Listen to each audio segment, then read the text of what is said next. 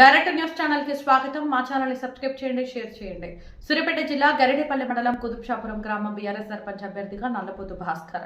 అభివృద్ధి అనేది కేసీఆర్ ప్రభుత్వంలోనే జరిగింది. డబుల్ బెడ్రూమ్ ఇల్లు, మిషన్ భగీరథ, రైతు బంధు, రైతు బీమా లాంటి ఇంకా ఎన్నో ప్రజలకు ఉపయోగపడే పథకాలు బీఆర్ఎస్ ప్రభుత్వంలోనే జరిగాయన్నారు. అంతకుముందు నా భార్య సర్పంచ్ గా కొనసాగిస్తున్న సమయంలో గ్రామ అభివృద్ధికి ఎంతో కృషి చేశాము. ఇప్పుడు కూడా మీరు నన్ను సర్పంచ్ గా గెలిపించినట్లయితే గ్రామాన్ని ఎంతో అభివృద్ధి పథంలోకి తీసుకెళ్తారని హామీ ఇస్తున్నానన్నారు. నమస్కారం అండి. భాస్కర్ గారు కొద్దిగా గట్టి చెప్పండి.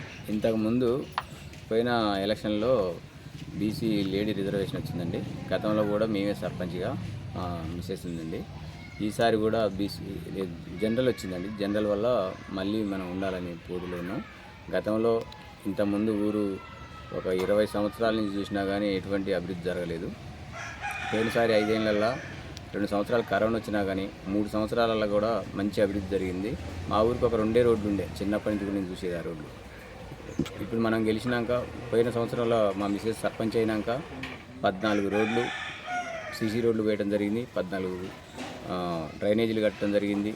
వెనకటి నుంచి ఎప్పటి నుంచో ఉన్నాయండి. మా ఊళ్ళో గుళ్ళు ఉంటాయి, అవి మంచి గుళ్ళు, అవి పాత గుళ్ళు అయినా కానీ వాటి దగ్గర ధ్వజస్తంభాలు లేవు. గుళ్ళు కొన్ని వస్తే రాళ్ళు, ముత్యాలమ్మ గుడి ఉంటుంది, వస్తే రాళ్ళు పెట్టి పూజించేది, నీళ్ళు వచ్చి నీళ్ళని నిండిపోయేది. మేము వచ్చినాక ముత్యాలమ్మ గుడి కట్టించడం జరిగింది. ఎటువంటి ఎవరు సందాలు వేసుకోకుండా మా సొంత ఖర్చులతో మేము కట్టించినాం. ఆంజనేయుడు మండపం ఉంటుంది, దాన్ని ఒక దాతను పట్టుకొచ్చి అది ఒకటి ఏర్పాటు చేయించినాం. ధ్వజస్తంభం మా సొంతంగా శివాలయం దగ్గర ధ్వజస్తంభం వేసినాం. మా ఊళ్ళో గతంలో నంది పోయింది. మేము రాకముందు 4 సంవత్సరాల క్రితం నంది పోయింది. నంది లేకుండా కూడా శివుని పూజ చేసారు. అట్లా చేయకూడదని చెప్పి నందిని చేయడం జరిగింది. ఫస్టే నందిని చేయడం జరిగింది.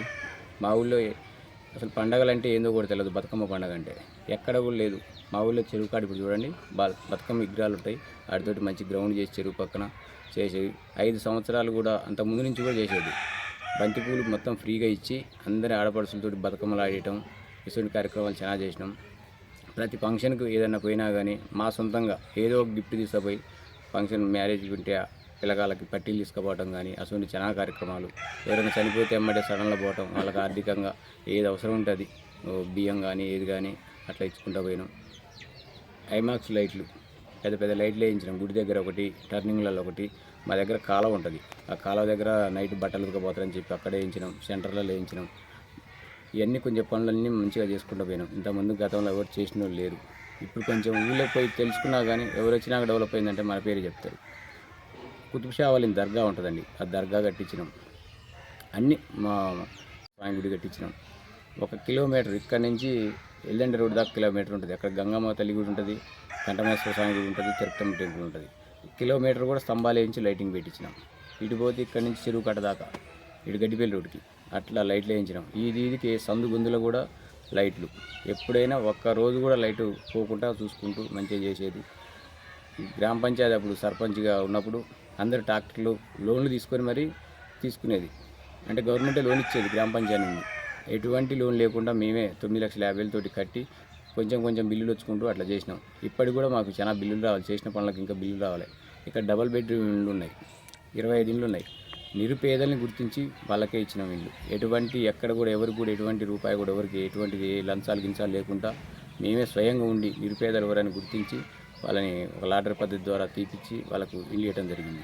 అట్లా చెప్పుకుంటూ పోతే చాలా ఉన్నాయి. అన్నీ మా శ్మశాన వాటిక ఉంది. గతంలో అసలు అంతా గలీజుగా ఉండేది, అంతా రోడ్లెమ్మటి అంతా గలీజు. లెట్రూలు అనేది అసలు మా ఊళ్ళో అసలు కట్టేయడం అనేది తెలియదు అసలు. ఇక్కడ అంతా బయట తిరిగేటోళ్ళు. అట్లాంటి ఇంటింటికి బాత్రూమ్ లెట్రూమ్ మొత్తం ఇంటింటికి కట్టించి ఎంత క్లీన్గా ఉండాలంటే అంత క్లీన్గా చేయించాం. అట్లా చాలా ఇంకా ఎన్నో పనులు చేసుకుంటూ ముందుకెళ్ళాం. మళ్ళీ అవకాశం వచ్చింది. మాకు ప్రధాన సమస్య లాస్ట్ కూడా నేను అడిగినాం. బ్రిడ్జి మన కేటీఆర్ గారు ఓకే చేసిండు, వాళ్ళ రిబ్బన్ కటింగ్ చేసిరు, అందరికీ కూడా తెలుస్తుంది.